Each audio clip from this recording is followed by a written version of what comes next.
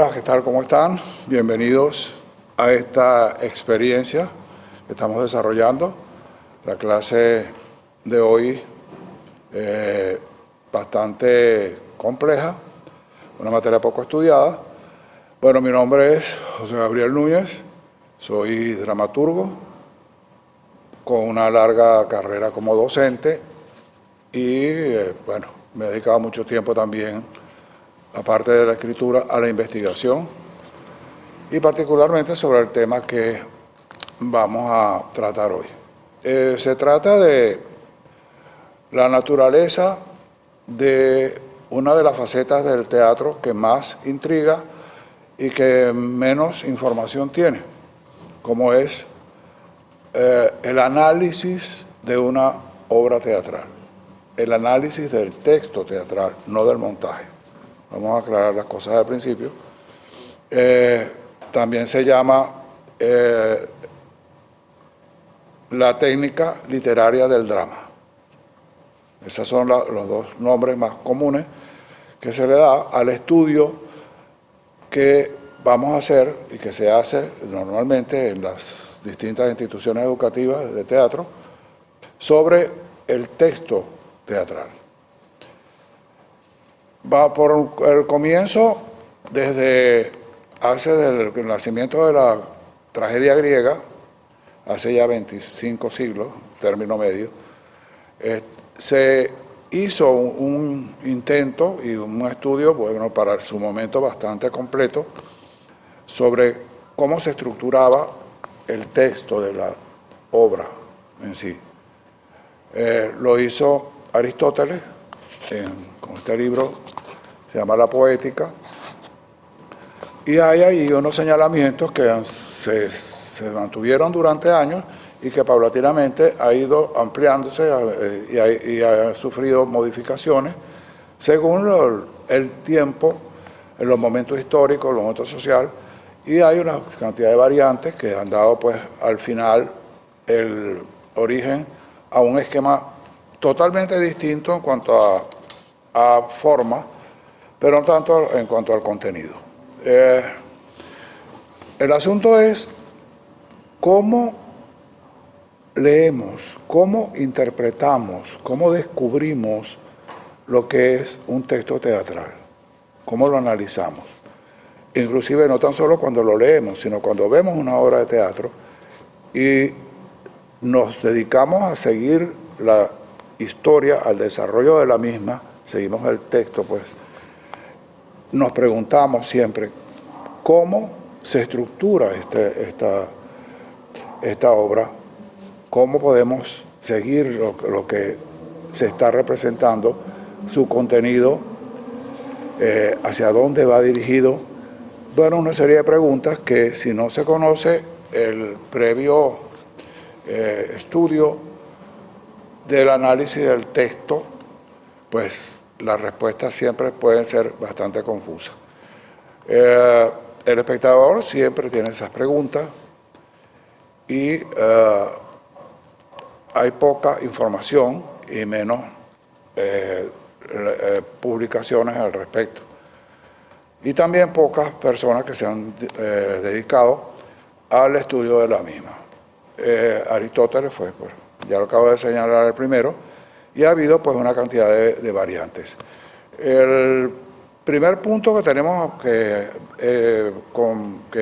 tocar es la literatura teatral. ¿En qué consiste? Hay básicamente dos contenidos. La narrativa, por una parte, de la cual forma parte la novela, el cuento, y lo que llamamos la literatura dramática, lo que llamamos el texto teatral. Son dos cosas totalmente distintas, a pesar de que ambas pertenecen a lo que llamamos los géneros literarios. El género literario clasifica todo lo que se ha escrito y, de acuerdo pues a unas normas establecidas para cada uno de los géneros, se ubican. Vamos a hacer solamente mención a dos, que es la narrativa, en este caso representado por la novela, el cuento, la crónica. Estos tres integrantes de este género usan, valga la redundancia, la narración como elemento principal.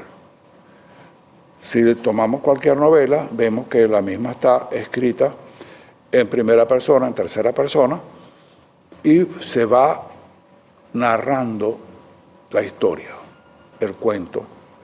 Se va desarrollando, los personajes casi no hablan. Ustedes pueden recordar una determinada novela en este momento y se dan cuenta que no tiene, sino muy pocas veces, pues, el diálogo como tal, sino que el novelista, el escritor, escribe, narra lo que los personajes supuestamente están diciendo o planteando. Esta es una de las primeras diferencias que hay entre la novela, la narrativa y el teatro. El teatro no utiliza casi la narración. Se dice como una regla fundamental de que no debería utilizarla, porque el teatro tiene como objetivo final la representación. La representación no puede ser una cosa rígida donde el actor esté contando, esté narrando lo que debe ser el objetivo del teatro, que es la acción, lo que llamamos la acción, y se llama específicamente la acción teatral. ¿Qué es la acción teatral? Que no se cuente la historia, el suceso, sino que se desarrolle a través del arma que tiene el teatro, que es el diálogo. Entonces ahí está establecida la primera diferencia. Aristóteles, en su poética, ya lo señaló, siendo les digo, este libro se escribió el año 332 a.C., y ya Aristóteles tenía clara esta diferencia, que es muy importante tanto para el estudiante como para el espectador, el que quiera conocer pues, cómo se analiza un texto, y la diferencia entre la narrativa y el texto teatral. Aristóteles dice que hay dos modos que tienen dos diferencias extremas: la narración y la representación. Es decir, la épica se correspondería con la narrativa, y la dramaturgia, que se corresponde con el teatro. Y dice textualmente: el teatro será el arte que imita por medio del lenguaje, ya que se realiza a través de la representación de los imitados como operantes y actuantes. Esto está muy claro, y esto es una de las cosas que siempre ha sido polémica, porque muchos consideran que el teatro no debería pertenecer o considerarse a los géneros literarios. Se dice que el novelista es quien maneja la palabra con mayor perfección, con mayor pureza, con mayor belleza, si se quiere, mientras que el dramaturgo no lo hace porque no trabaja en función de la palabra narrada, sino pensando en que esa palabra va a ser dicha por el actor y a producir una acción que se logra en la representación teatral. Hay esa polémica siempre. Se dice a veces, por lo general, cuando se hacen congresos de escritores, congresos de novelistas, congresos de narrativa, cuando se dan talleres, se hacen talleres de narrativa y se excluye el teatro. El taller de dramaturgia es otra cosa, es independiente. Y siempre ha habido pues esa especie de choque entre lo que es la narración, lo que es el novelista, y lo que es el dramaturgo, cuál es la función del dramaturgo. El secreto es muy simple. Hay que empezar que el teatro es un género literario porque está escrito, pero que no tiene el objetivo que tiene la novela. La novela está escrita para producir una comunicación directa con el lector. Nosotros leemos una novela, a menos que la leamos en voz alta, como hacían antes, en el siglo XIX, que las madrinas, las tías solteras, etcétera, se ponían con las muchachas antes de dormirse y le leían una novela no, pero nosotros la comunicación que tiene el novelista con el público, con el lector, es unilateral, es una comunicación directa, porque nosotros estamos leyendo una novela y estamos nosotros solos en contacto con el escritor, con el novelista. En cambio el teatro no. El teatro no está escrito para que se produzca esta comunicación individual, sino para que se produzca una comunicación en colectivo en la representación. Entonces son dos destinos diferentes y por lo tanto dos formas, y hay unas reglas distintas para la novela y para el teatro. Aquí tenemos pues una de las primeras respuestas de que va a llenar ese vacío, tanto para el estudiante como para el espectador. ¿Cómo interpreto yo una obra de teatro? ¿Cómo la leo? ¿Cómo leo yo un texto teatral, aunque sea viéndolo a través de la escena? Vamos a ver, aquí pusimos los elementos que constituyen la estructura dramática, la estructura de una pieza teatral, desde el punto de vista literario. Repito, no vamos a hacer el análisis dirigido hacia la representación teatral, sino a la lectura del texto teatral. Hay unos elementos básicos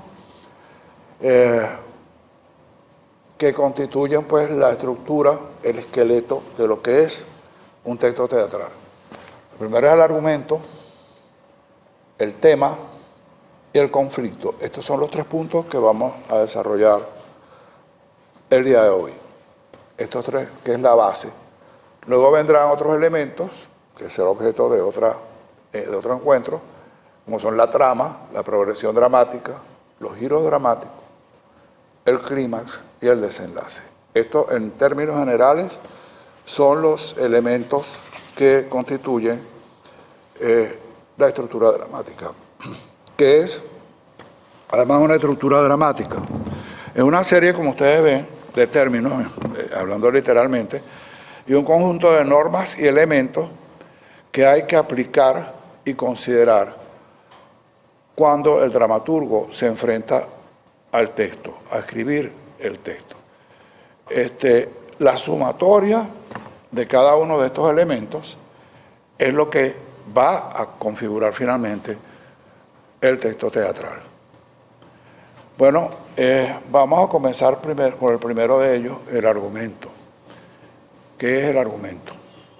El argumento es la historia, lo que se va a contar, lo que va a suceder en ese texto, en esa obra de teatro. Esa es la definición más clara de lo que es un argumento. Es una historia. Toda representación teatral proviene de una historia que se cuenta. La novela también se fundamenta en una historia, pero ya lo dijimos, es una historia que se narra y aquí vamos a trabajar con el diálogo.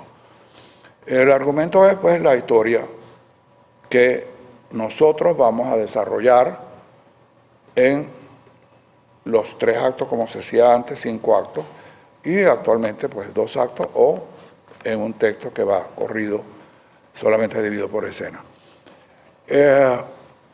Hay siempre una pregunta que se nos hace a nosotros los dramaturgos y es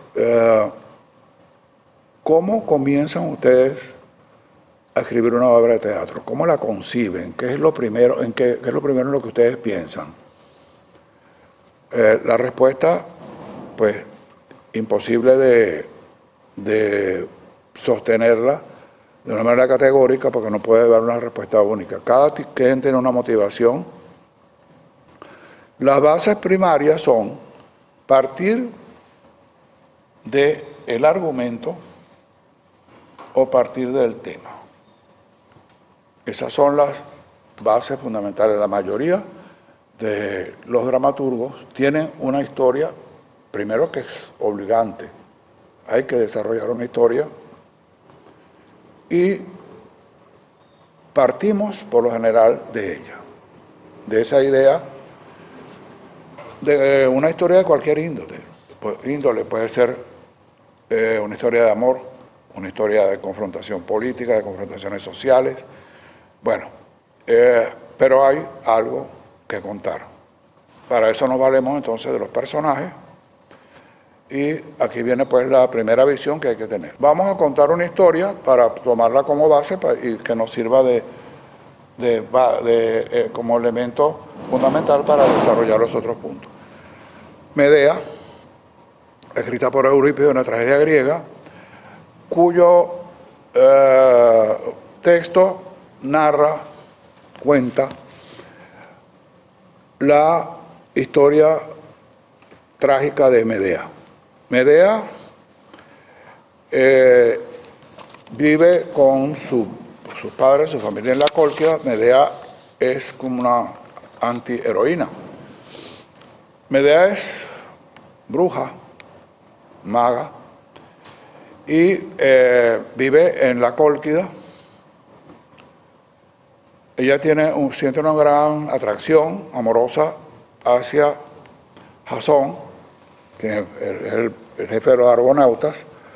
Se enamora locamente de Jasón, aunque no se sabe si Jasón llegó realmente a enamorarse de ella. Pero Jasón tuvo un interés en el cual tenía mucho que ver Medea. Su padre era el rey de la Cólquida y tenía el vellocinio de oro, que era como una especie de protección. Se decía, pues, se creó como una especie de mito, que quien poseía, el gobernante que poseía el vellocinio de oro, no podía ser atacado y mucho menos vencido en una guerra. Eso le daba una fortaleza como gobernante única, y Jasón quería ponerse en el vellocinio de oro. Se valió entonces de la estrategia de hacer ver que enamorado, se había enamorado de Medea, y ella pues inmediatamente le confiesa también, le manifiesta el amor y el deseo que tiene por él. Jasón le promete pues estar con ella, que ella vaya a ser su compañera de toda la vida, y le dice que hay que huir porque ellos quieren gobernar y no seguir perteneciendo al reino, y que ella siga siendo una princesa, sino que ella sea la reina. Esta fue una promesa de Jasón, y le dice que por qué no se llevan al vellocinio de oro. Medea hace todo un complot, mata a su hermano, le pide que baje el vellocinio de oro del altar donde lo tenía. Lo cierto es que ellos huyen. Medea traiciona a sus padres, a su patria, por el amor a Jasón. Es una pasión desenfrenada. Aquí comienza el texto, cuando ellos están, entonces, en Corinto, en donde el gobernante es Creonte. Al llegar, Jasón ya viene cansado, han pasado tiempo, tienen 2 hijos, han pasado como 7, 8 años, y Jasón realmente no quiere ya a Medea, y él hace una estrategia. Él se enamora de Creusa, la hija de Creonte, y le hace ver a Medea que él se va a casar con Creusa, abandonándola pues a Medea, para que sus hijos tengan la vida que merecen, que se terminen de criar y de formar como príncipes, y no estar permanentemente huyendo por el horror que ellos provocaron con el robo del vellocinio de oro. Así pues, se desata, ese es el comienzo de la obra. Medea desata toda su furia cuando ella se ve traicionada, abandonada, y planifica algo realmente terrorífico, y es que se decide a matar a Creonte y a Creusa.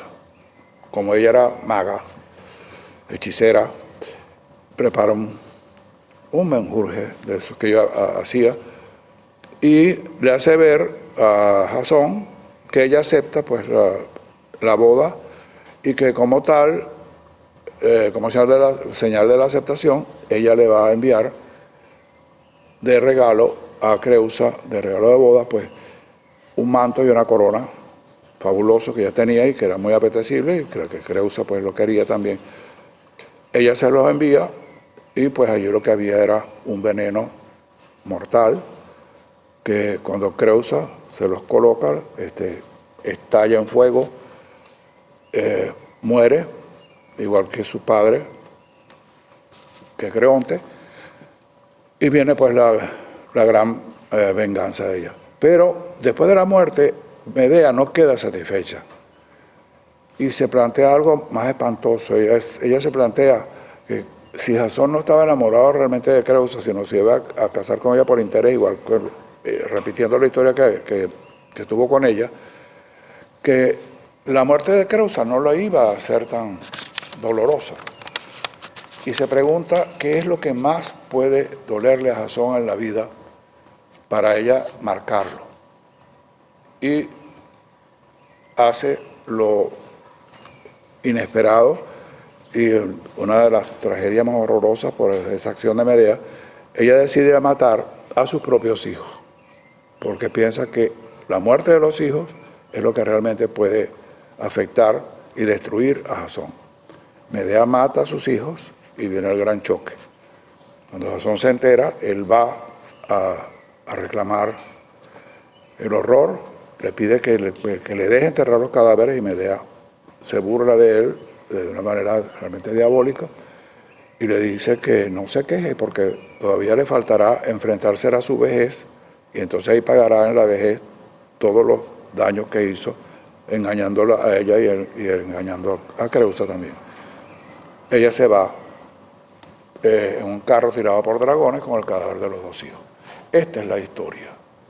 Esto es lo que nosotros llamaríamos el argumento de esta tragedia de Eurípides llamada Medea. Bueno, en la primera parte nosotros estábamos hablando de lo que en qué consiste pues este trabajo que estamos haciendo y es sencillamente cómo se lee, se interpreta una obra de teatro, el texto. Dejamos muy claro que nos referíamos al texto, a la parte escrita y no a la puesta en escena. Resumiendo brevemente, pues dijimos que hay que tener conocimiento de lo que es la estructura dramática de una pieza, la cual está integrada por una serie de elementos, de factores, desde el punto de vista literario, y acá señalaríamos, pues, haciendo un ligero resumen, cuáles son estos elementos. Serían el argumento, el tema, el conflicto. Estos tres primeros, como son la base de la obra, son los que vamos a tocar, a tratar durante estas tres clases, y el resto pues quedará para más adelante. Serían la trama, la progresión dramática, los giros dramáticos, el clímax y el desenlace. De esta manera se decodifica un texto teatral. Para escribir un texto teatral o para analizarlo, nosotros tenemos que tener en cuenta cada uno de estos puntos y pues de una manera rigurosa llenarlos.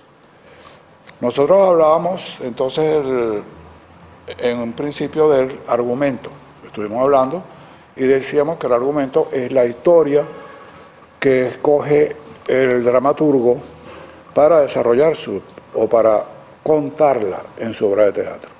Decíamos que no debía ser narrada, la narrativa pues es un poco la enemiga del texto teatral. El texto teatral está destinado a contar la historia, pero en función de lo que llamamos la acción dramática, del diálogo, porque el destino del texto teatral no es la lectura íntima que ocurre cuando se lee una novela. Es un solo espectador, estamos nosotros solos con el autor. El teatro pues tiene una función distinta, que es, la función final es la representación de la obra. Este es en un ligero resumen de lo que habíamos dicho. El argumento pues es la historia que plantea el autor, la historia que narra, la historia, el cuento,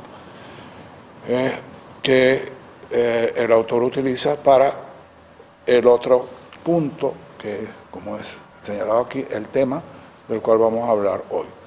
Habíamos tomado como ejemplo la historia de Medea, la tragedia de Eurípides, en donde una mujer hechicera que ha traicionado a su patria, a su padre, huyendo pues con el vellocinio de oro que le da poder, fortaleza a Jasón,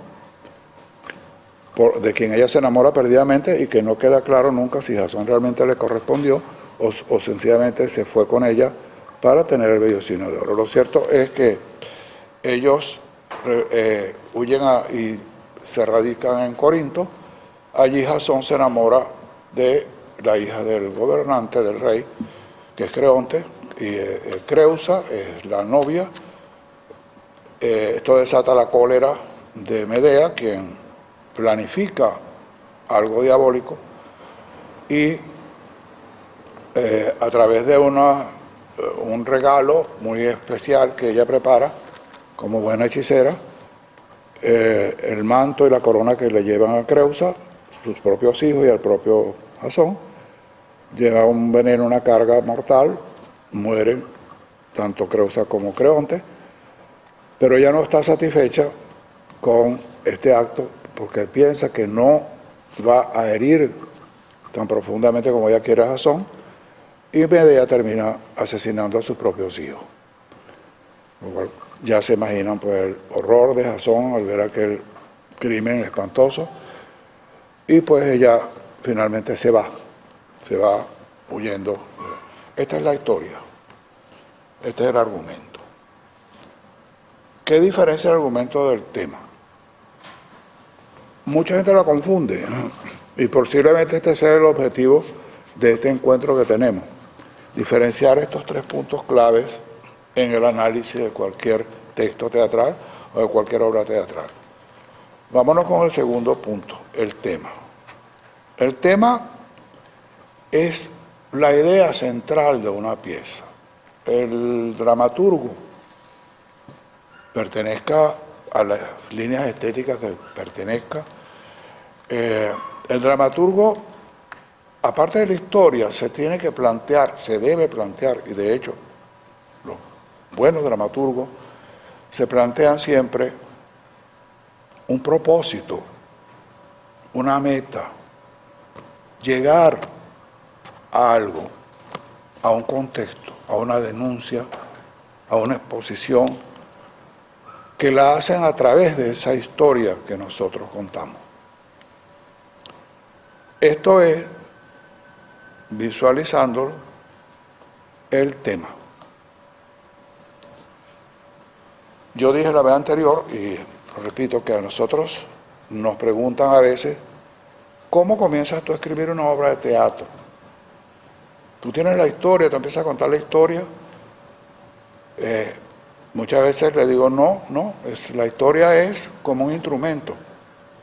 Mi interés es plantear algo, llegar a decirle algo al espectador. Y la historia es un pretexto. A veces eso no se entiende bien. Entonces vamos a ordenarla tal como lo venimos haciendo acá, al revés. Nosotros podemos partir de una historia.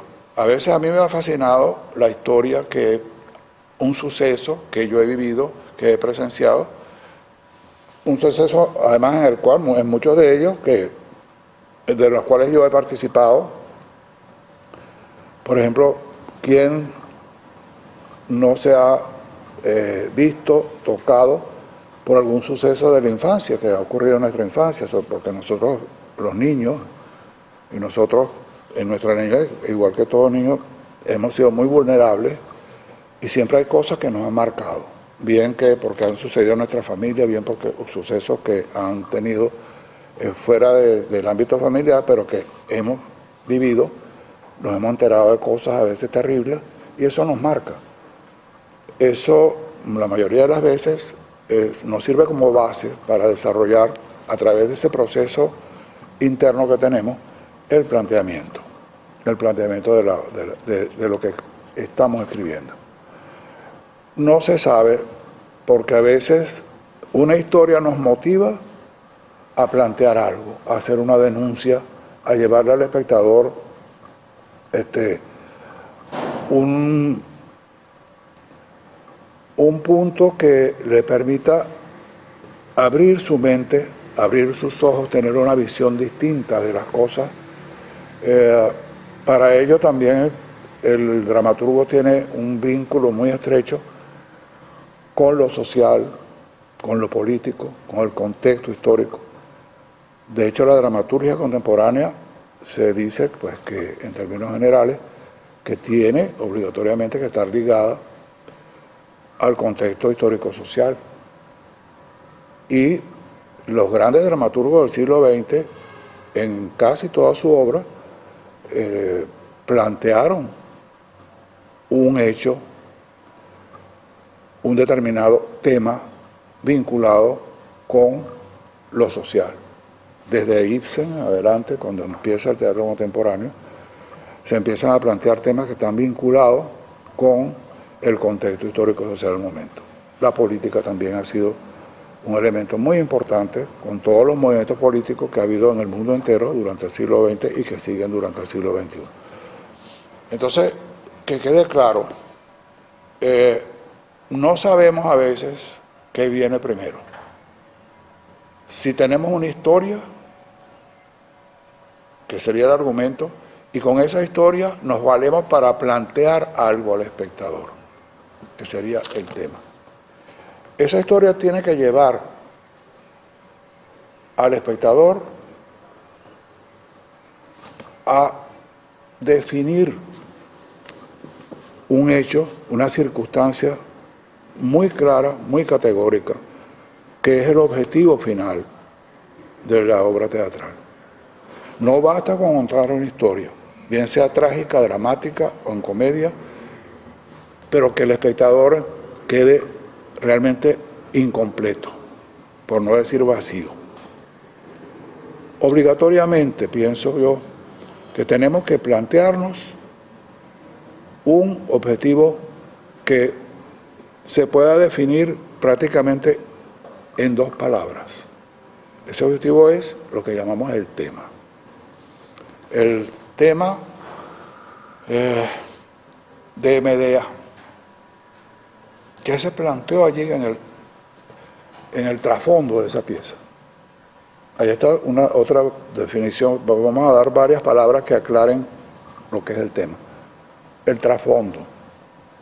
El trasfondo de la obra es precisamente eso que estamos buscando definir, el tema. ¿Qué se plantea allí con esa historia terrible que cae pues en lo horroroso, ese crimen que comete Medea con sus hijos, y ya antes había matado a su hermano, todo por el amor a Jasón? En el fondo de la historia lo que hay es una gran venganza.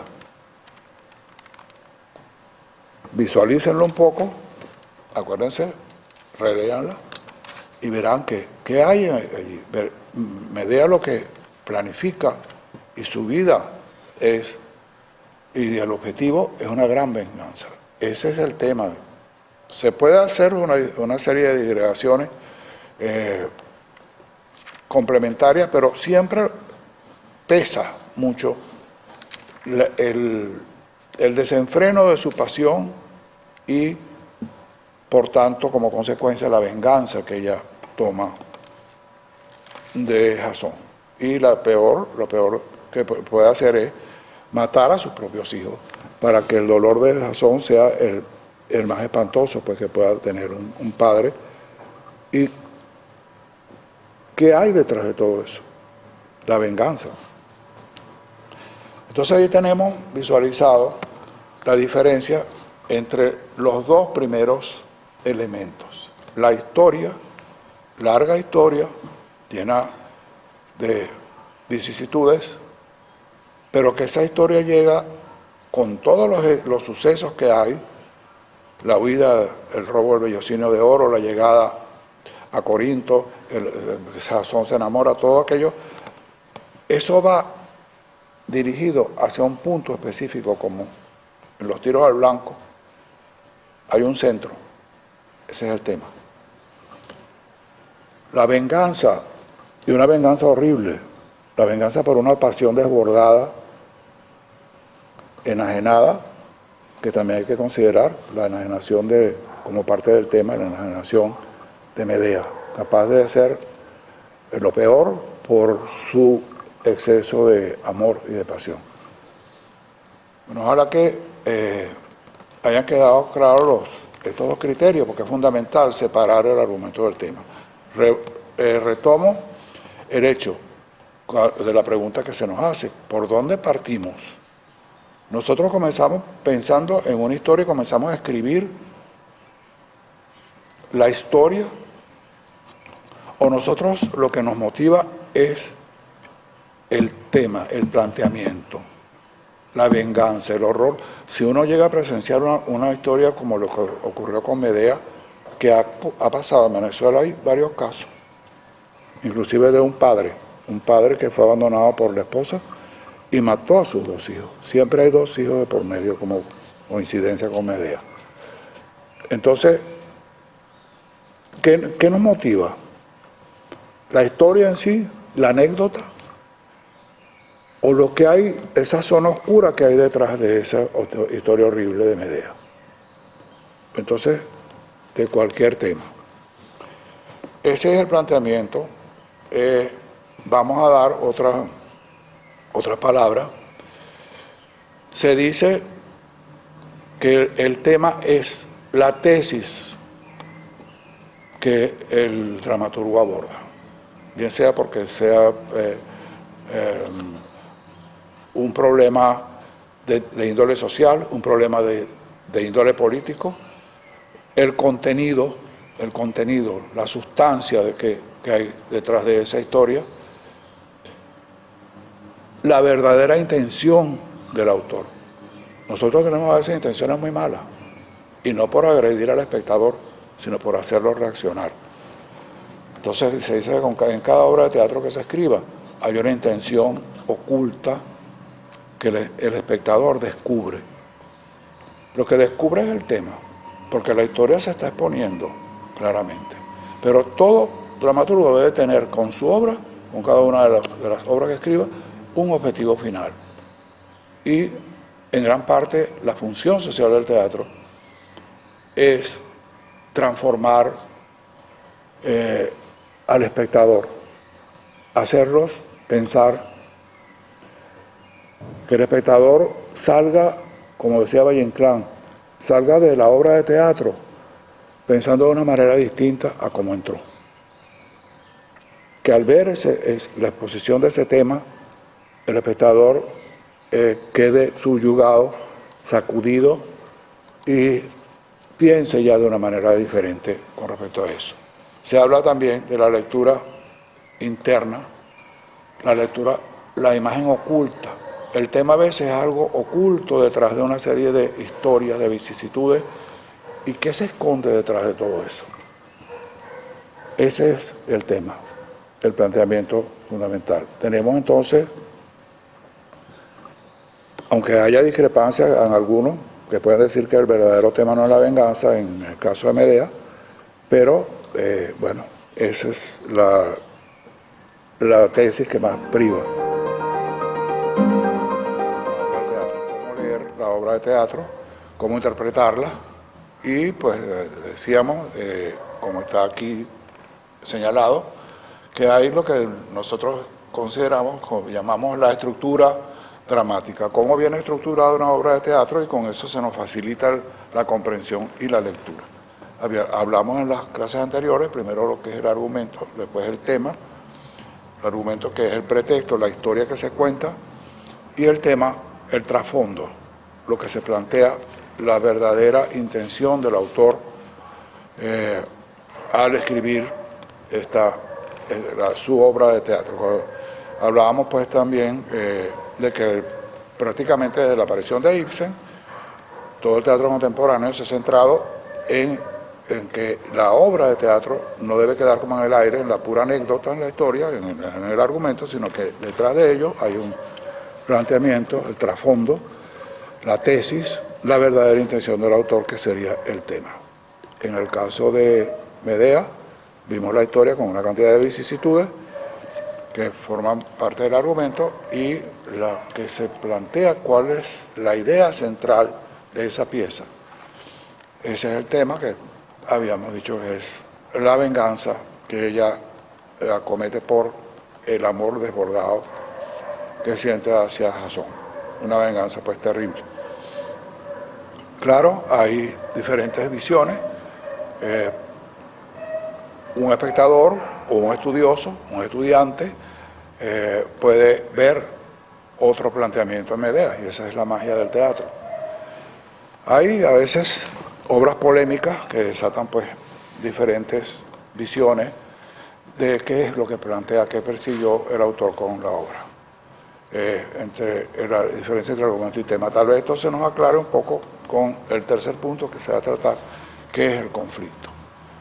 Yo siempre digo que la obra, a mi manera de ver, y por eso hice esta división en dos partes, estas tres clases, con estos tres puntos dentro de la estructura, y después los siguientes. Porque yo siempre hablo que hay una mesa de tres patas. La obra teatral, para mí yo la visualizo de esa manera. Estos son los puntos: argumento, tema y conflicto. El conflicto forma parte muy importante del argumento, y el conflicto es lo que va a fortalecer la idea central, la idea de lo que es el tema. El conflicto, por definición, si lo ubicamos en nuestra vida real, en nuestra vida cotidiana, vamos a preguntarnos, ¿cuándo se dice que nosotros tenemos un conflicto? Cuando tenemos un problema con una segunda persona o con un grupo, tenemos dos pensamientos, dos maneras de pensar distintas, dos maneras de visualizar un problema diferente. Tú lo enfrentas de una manera, yo lo veo de otra, dos visiones. Entonces, eso puede originar un problema mayor cuando estas dos personas están obligatoriamente relacionadas, como puede ser en el caso de un matrimonio. Una de las partes plantea el divorcio y la otra no quiere el divorcio. Ahí hay un conflicto, y pues de la manera en que vayan sucediendo los hechos, el conflicto será mayor o un conflicto de menos intensidad. El conflicto es eso, igual que en la vida real, ya que el teatro es reproducción pues, de la vida real, de los hechos reales. El conflicto es la confrontación entre dos voluntades opuestas. Prefiero utilizar el término de voluntad, no fuerza, porque la fuerza establece más una relación de tipo física, ¿no? La fortaleza de uno, y la fortaleza, en este caso se trataría de las fortalezas mentales. Prefiero utilizar el término confrontación. Se produce una confrontación entre dos voluntades opuestas. Yo pienso y actúo de una manera, tú piensas y actúas de otra manera diferente, totalmente opuesta a la mía, pero tenemos que seguir, no podemos tomar cada quien por un camino distinto, tenemos que seguir adelante juntos, y ahí viene el conflicto, en ese choque que se produce entre esas dos voluntades antagónicas, y que, según uno de los grandes analistas del texto dramático, John Howard Lawson, dice que esas voluntades tienen que estar absolutamente conscientes de la posición que están asumiendo. Un conflicto débil, una voluntad débil, no origina una obra de teatro contundente, fuerte, realmente dramática. Si el conflicto es débil, la obra baja. Uno a veces sale sorprendido, iluminado de alguna obra de teatro, porque nos mostró un conflicto que nos movió, que nos conmovió y que nos proyectó hacia un contenido social.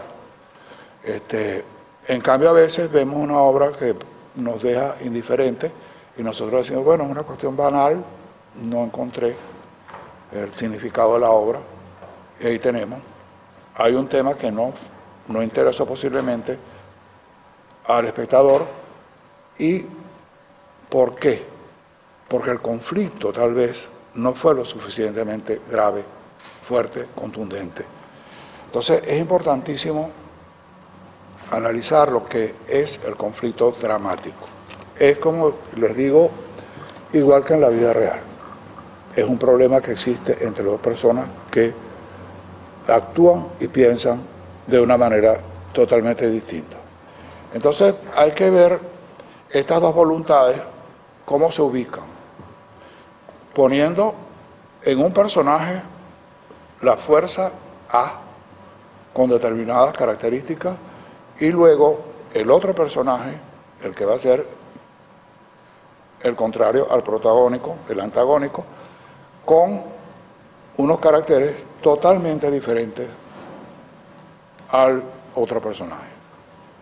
Allí tenemos pues dos fuerzas, dos voluntades que actúan y piensan de diferentes maneras y que nos van a llevar precipitadamente a un conflicto que cada vez debería ser más intenso y de grandes dimensiones.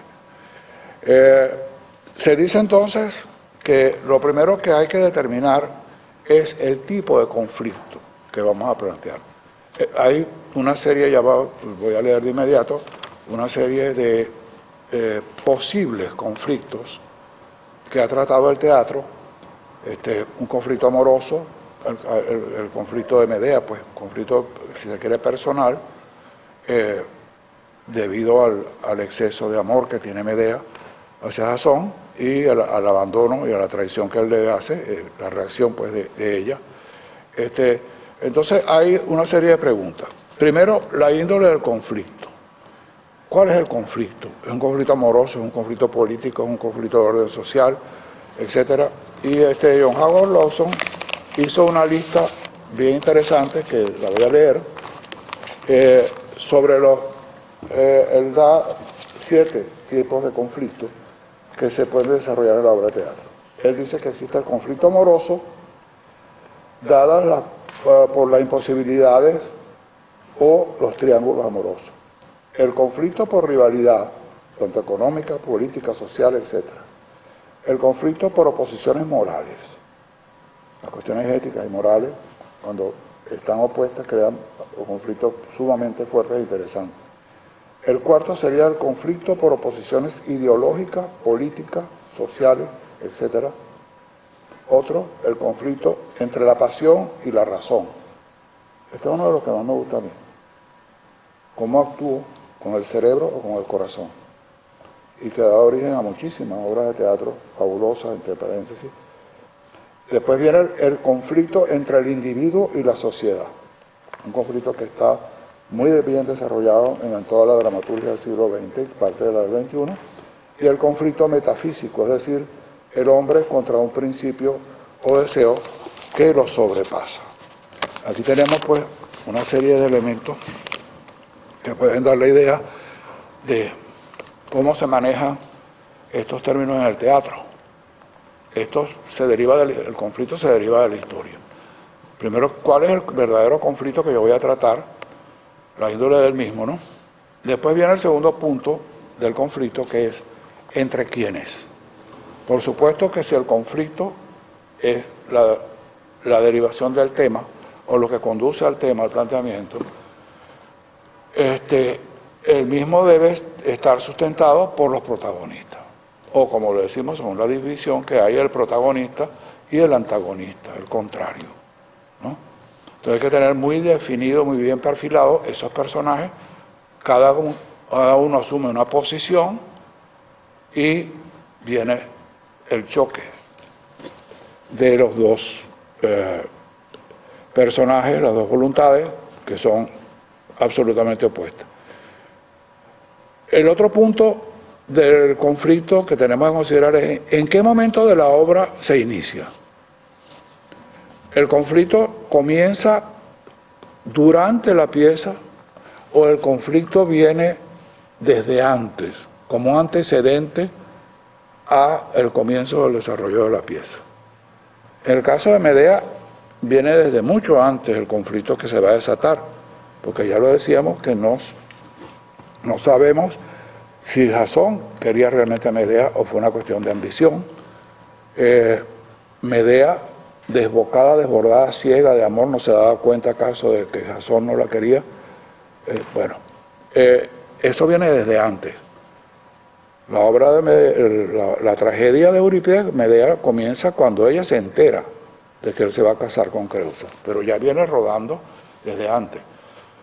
Bueno, eso también debe quedar claro porque importa mucho para la información que se va a dar durante el desarrollo de la obra en cuanto a los personajes, cómo van actuando. Y una cuestión fundamental, ¿en qué momento estalla el conflicto? El conflicto debe estallar al final de la pieza, ¿Cuándo estalla el conflicto en la obra Medea? ¿Cuándo estalla? Cuando ella mata a sus dos hijos y se enfrenta a Jasón. Pero vean todas las cosas, inclusive el horror de la muerte de Creonte y Creusa, el horror que ha suscitado la acción de Medea, y llegamos entonces al máximo. No puede haber otra cosa peor que el asesinato de los hijos. Entonces ese es el momento en el cual el conflicto estalla. Y otra cosa que se deriva, después que estalle ese conflicto, no hay vuelta atrás. Ninguno de los personajes puede arrepentirse, ni devolverse, ni, como decimos, ponerle un parche. O sea, ya la acción ha destruido totalmente a los dos, al protagonista y al antagonista, o a uno de ellos, y no hay reconciliación posible. En Casa de Muñecas, cuando Nora le dice a su esposo Torvaldo, siéntate que vamos a hablar, te dejo, te abandono, me voy a la calle para encontrarme yo misma y dejo a los hijos, no sé quién es Dios, no sé qué es la familia, yo no conozco nada de esto, yo lo que he sido es una muñeca y ahora voy a ser un ser humano y me voy. Eso no tiene vuelta atrás. Nora no puede arrepentirse y devolverse. Entonces, eso es, aunque no está contemplado entre los 3 puntos, lo que nosotros decimos que se llama el clímax de la obra. El momento en que se produce el estallido del conflicto y no hay regresión posible. Ahí está, pues. El conflicto dramático consiste en algo aparentemente muy fácil de definir. Es que el protagonista persigue un objetivo y hay alguien que se lo impide. Es lo que llamamos el obstáculo también en la dramaturgia. Entonces, una de las dos fuerzas le impide lograr el objetivo, la meta al otro. Y allí viene el problema, el conflicto. El obstáculo también es una cuestión importante. En la historia de Medea nos hemos mencionado algo muy importante. ¿Cuál es el conflicto en la obra, en Medea?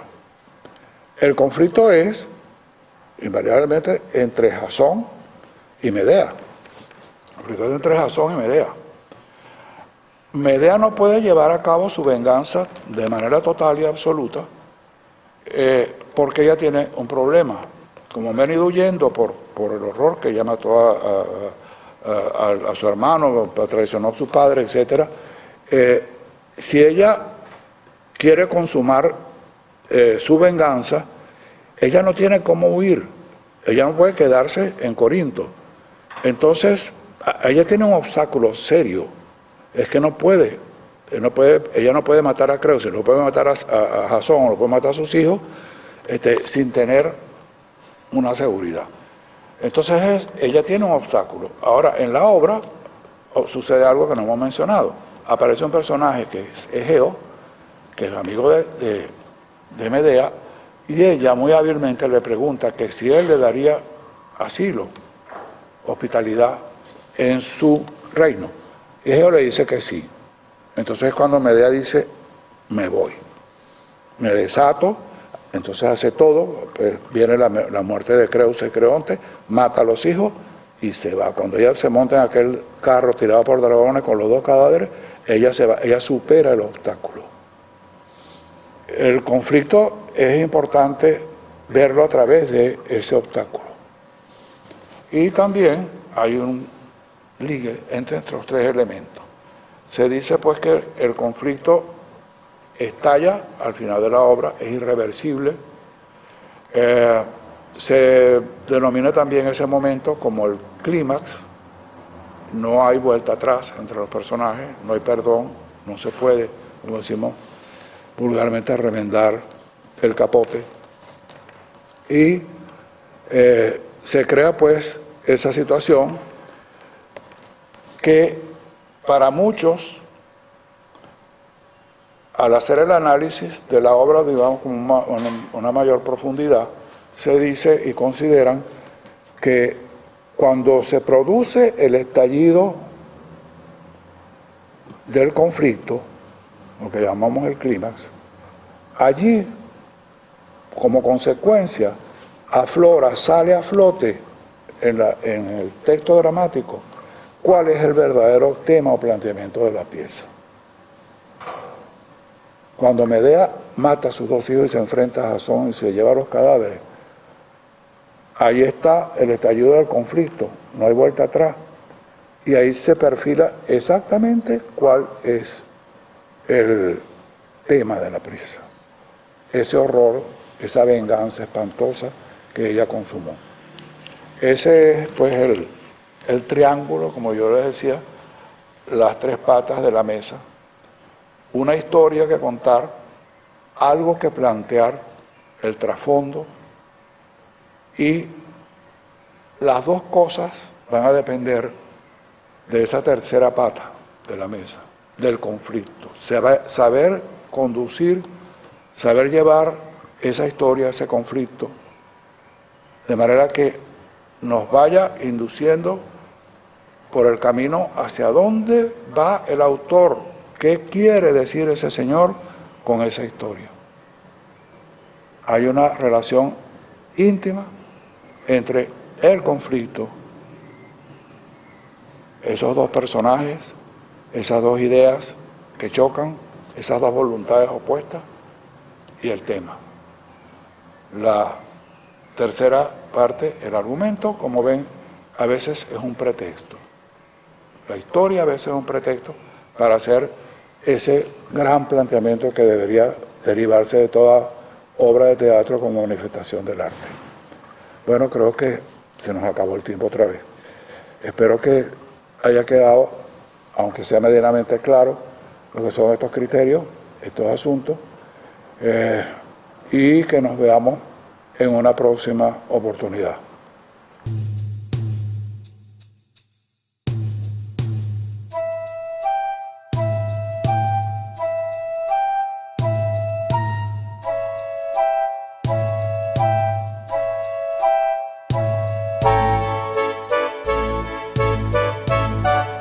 Aquiles Nazoa, 100 años. De humor y amor.